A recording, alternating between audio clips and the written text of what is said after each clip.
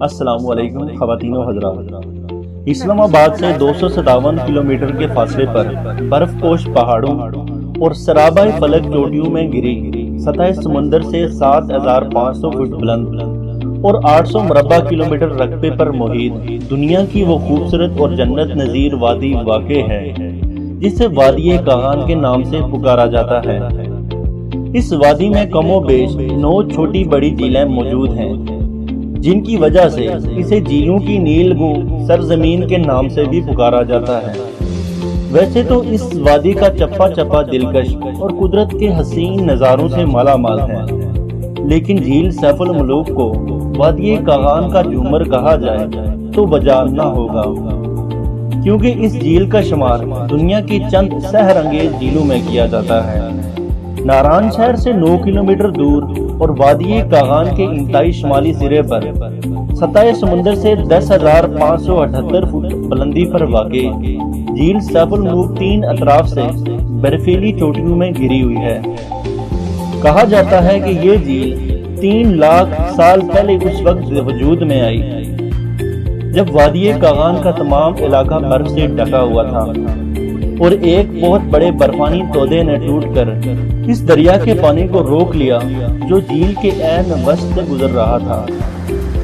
ये दरिया दौरे हाजिर का दरियाए कन्हार है जो अब भी अपने पानी का बहुत बड़ा हिस्सा इसी झील से हासिल करता है। नाज़रीन, झील सैफुल मलूक की वजह शोहरत इसकी खूबसूरती से ज्यादा वो रूमानी दास्तान है जिसने इसके शफाफ पानियों में जन्म लिया था। यही वो झील है जहां दास्तान शायरों और मुकामी लोगों के मुताबिक सैफुल मलूक नामी आदमजाद और बदीउल जमाल नामी परी की मोहब्बत परवान चढ़ी और फिर अपने मंतकी अंजाम तक पहुंची। मकामी किस्सा गो झील सैफुल मलूक की सैर के लिए आने वालों को शहजादा सैफुल मलूक और परी बदीउल जमाल की दास्ताने मोहब्बत सुनाते हैं। प्याला नुमा झील सैफुल मलूक की लंबाई 1420 फुट, चौड़ाई 450 फुट और औसतन गहराई 50 फुट के लगभग है। इसके ऐन अकब में मलका पर्वत बर्फानी लिबादा ओढ़े अपनी खूबसूरती और जोबन का नजारा कर रही है। 17,390 फुट बुलंद इस पहाड़ को आज तक कोई सर नहीं कर सका। बाज लोगों के ख्याल में ये सिर्फ एक पहाड़ है। कुछ इसे बदीउल जमाल का आशिक वो सफेद देव करार देते हैं जिसे सैफुल मलूक की बददुआ ने पहाड़ में तब्दील कर दिया था, जबकि कई एक का कहना है कि 360 परियों का गोल इसी पहाड़ से उतरकर झील में गुस्ल के लिए आया करता था।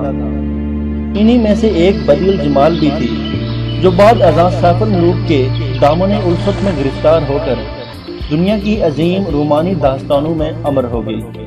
मकामी दास्तान गो और झील पर सयाहों को घोड़ सवारी कराने वाले अफराद का कहना है कि अब भी चांद की हर 14वीं शब परियों के जुर्मट इस झील पर रक्स करने और गुस्ल के लिए उतरते हैं। इसके सबूत के तौर पर वो ये दलील पेश करते हैं कि 14वीं शब को इनके घोड़े बिदकते हैं और मुख्तलिफ आवाजें निकालते हैं और झील की जानिब जाने से कतराते हैं, क्योंकि बगौल इनके घोड़ा उन अक्लमंद और समझदार जानवरों में से एक है जो न सिर्फ किसी भी गैर इंसानी मखलूक को देख सकते हैं बल्कि इनके करीब जाने से भी कतराते हैं। इसके अलावा झील सैफुल मलूक से 8 किलोमीटर दूर नारान के मैन बाजार के अकब में एक गार वाक़े है। लोग इस गार को भी शहजादा सैफुल मलूक और बदीउल जमाल की मोहब्बत का एक अछूता और लाजवाब सबूत करार देते हैं।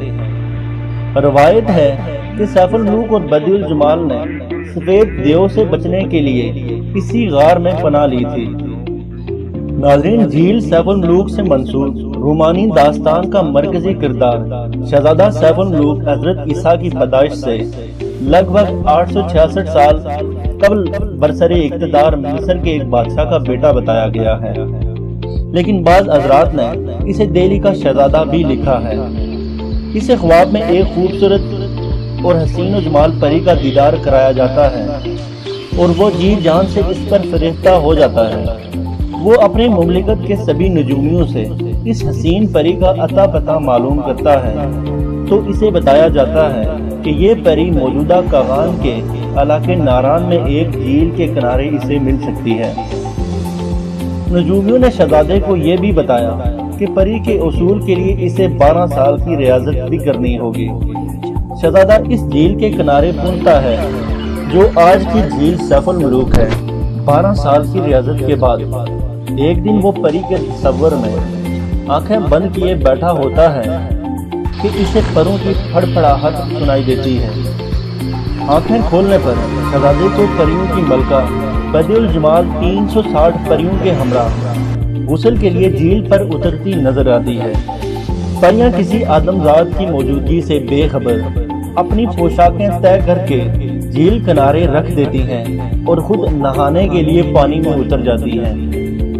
شہزادہ سیف الملوک پری بدیع الجمال کی پوشاک اٹھا کر چھپا دیتا ہے، لیکن اسی اثنا میں پریوں کی نظر اس پر پڑ جاتی ہے اور وہ جھیل سے نکل کر اپنا لباس پہن کر پرواز کر جاتی ہے۔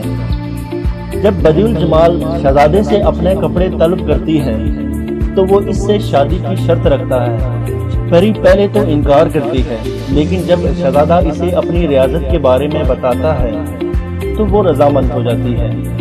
دوسری جانب پری کے منگیتر سفید دیو کو اس تمام صورتحال کا علم ہو جاتا ہے۔ وہ جھیل پر پہنچ کر اس کا بند توڑ دیتا ہے، جس سے وادی میں سیلاب آ جاتا ہے۔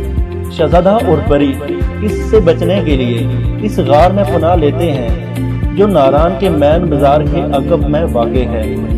کہتے ہیں کہ ناران اس زمانے میں ایک بڑا شہر تھا، لیکن سیلاب نے اسے تباہ و برباد کر دیا تھا۔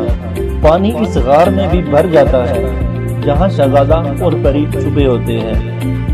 ناظرین، اس قصے کو درجنوں شعراء نے لکھا ہے، لیکن جو شہرت میاں محمد بخش کی داستان کو ملی وہ کسی اور کو نصیب نہ ہو سکی۔ ناظرین، مقامی باشندوں کا عقیدہ ہے کہ سیف الملوک اور بدیع الجمال آج بھی غار میں زندہ ہے۔ یہ دعویٰ حقیقت سے زیادہ افسانہ ہی صحیح، لیکن اس سے انکار ممکن نہیں کہ غار تو کیا پوری وادی کاغان میں اب بھی بدیع الجمال کی جسم کی خوشبو اور سیف الملوک کے سانسوں کی مہک رچی بسی ہے۔ ناظرین، اگر ویڈیو پسند آئے تو اس کو لائک اور شیئر کرنا مت بھولیے گا، اور ایسی مزید ویڈیوز کے لیے ہمارے چینل کو سبسکرائب ضرور کیجیے۔ Thanks for watching.